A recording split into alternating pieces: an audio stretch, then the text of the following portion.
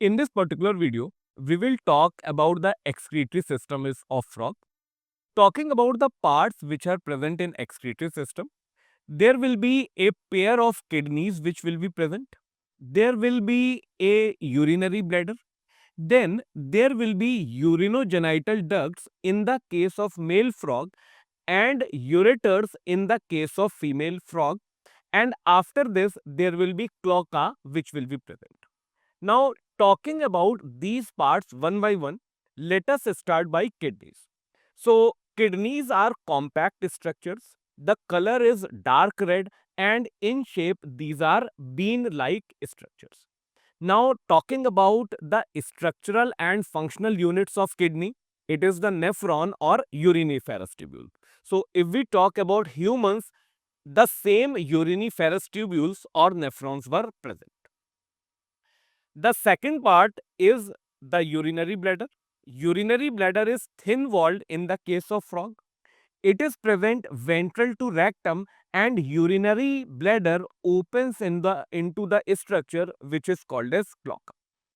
Now the important part to be noted here is that the ureters, the tubes which arise from kidneys are called as ureters, but in the case of frog, in male frog we will not call these ureters, we will be calling these as urinogenital ducts, and in the case of females we will be referring these as ureters.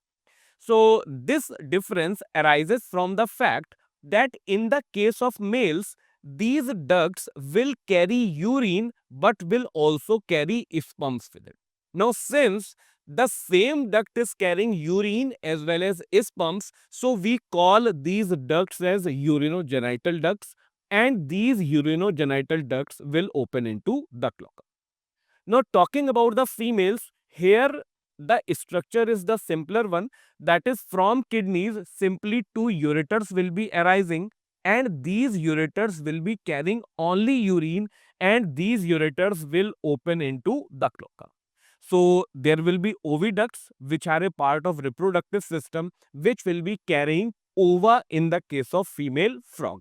So in the case of male frog, urinogenital ducts will carry urine as well as sperms, but in the female frog, ureters will be carrying only the urine and there will be oviducts which will carry the ova. So this is a major difference between the structure of male and female frogs excretory system.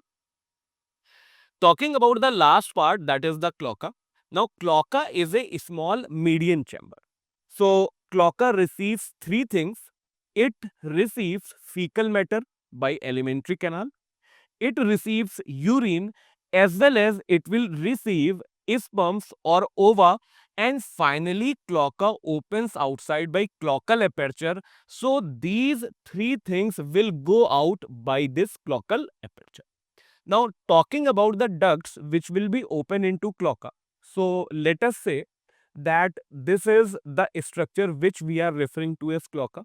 So alimentary canal will be opening here. If alimentary canal opens here, then feces will be released over here. There will be ureters or urinogenital ducts which open here. So urine will be coming here. And finally, by oviducts or urinogenital ducts, there will be sperms or ova which will be coming here. And these will go out by a single aperture, and that aperture was cloacal aperture. Talking about the product which is excreted, then the frog excretes urea, so it is ureotelic. So if we compare this with humans, we are also ureotelic. One difference has to be noted here, that in the case of larva of frog, which is called as tadpole, the excretory product will be ammonia, so tadpole will be called as ammonotelic.